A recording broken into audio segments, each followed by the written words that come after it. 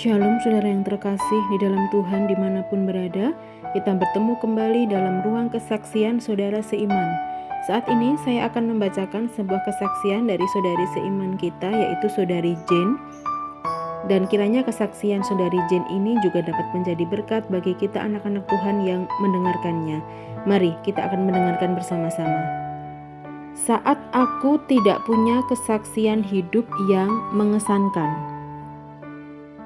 Aku lahir di keluarga Kristen. Sejak kecil aku sudah mengikuti sekolah minggu, kebaktian bahkan kelompok sel dalam keluarga.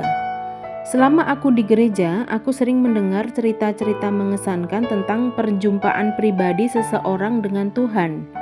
Ada orang yang disembuhkan dari penyakit mereka, ada orang yang mendengar suara Tuhan ketika mereka diundang beribadah di gereja, atau ada juga orang yang dipenuhi Roh Kudus dan setelah menerima Kristus, hidup mereka diubahkan sedemikian rupa. Kesaksian-kesaksian seperti itu membuatku kagum. Aku jadi yakin kalau saja seandainya aku punya kesaksian yang mengesankan seperti itu, aku pasti bisa membawa lebih banyak orang kepada Kristus.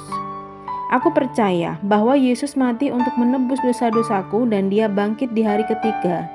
Tapi aku juga percaya akan hal lain. Aku pernah diberitahu bahwa salah satu tanda seseorang telah diselamatkan adalah mereka punya kesaksian yang mengubahkan hidup mereka. Aku jadi yakin bahwa orang-orang Kristen yang sejati hanyalah orang-orang percaya yang memiliki kesaksian yang menarik.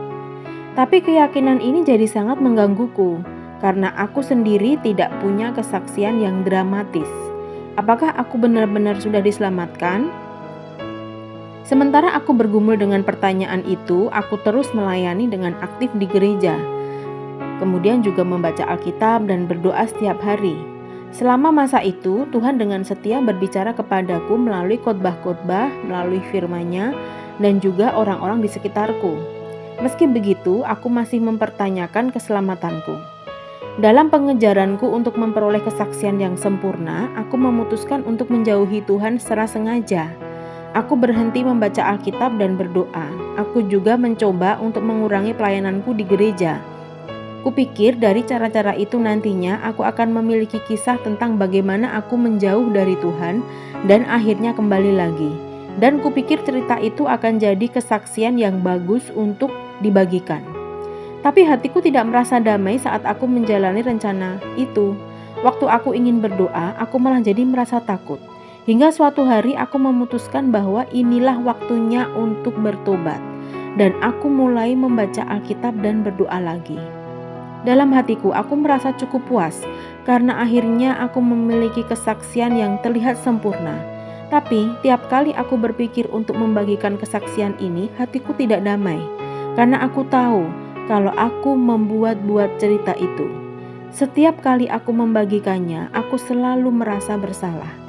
Akhirnya, saat aku berusia 16 tahun, aku menyadari betapa bodohnya aku setelah aku membaca sebuah artikel yang dibagikan temanku di Facebook.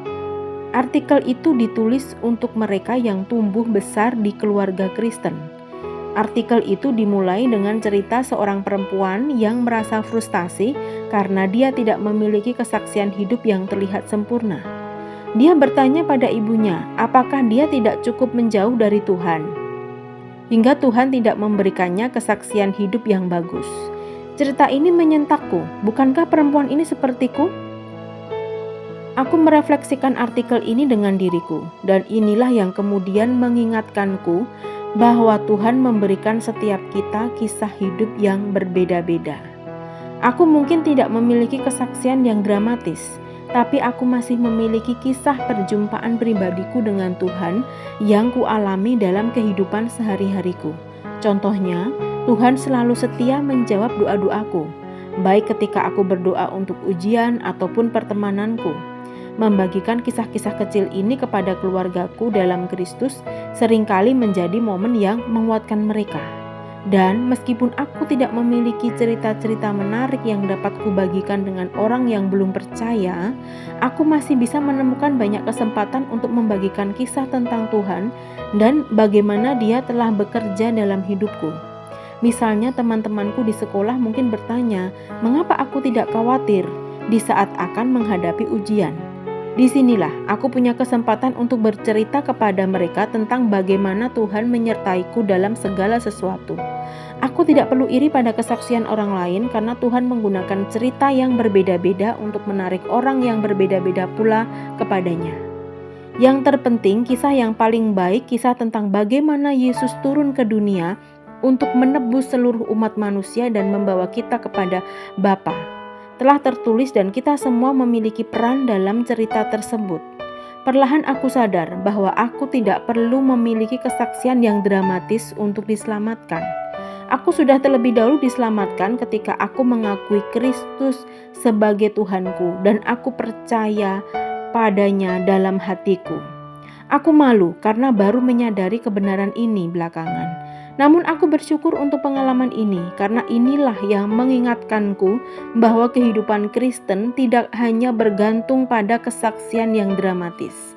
Yang terpenting adalah aku berusaha membangun relasiku dengan Tuhan, meluangkan waktu dengannya setiap hari, membagikan pikiran dan perasaanku padanya, dan meminta tuntunannya di hidupku. Kita tidak perlu khawatir kalau kita tidak memiliki kesaksian yang sempurna atau iri pada orang lain yang memiliki kesaksian seperti itu. Rasa iri itu hanyalah kesia-siaan. Yang terpenting adalah kita mengakhiri pertandingan dengan baik, mencapai garis akhir dan memelihara iman kita. Amin. Puji Tuhan saudara, kesaksian yang indah dari saudara Jane yang dia iri pada orang-orang yang mempunyai kesaksian yang begitu indah. Tetapi pada akhirnya dia sadar bahwa hal-hal kecil saja yang dia alami itu juga bisa menjadi kesaksian bagi orang-orang yang nanti akan mendengarkannya, juga dapat menjadi berkat. Terima kasih saudara, kita akan bertemu kembali dalam kesaksian-kesaksian esok hari. Tuhan Yesus memberkati.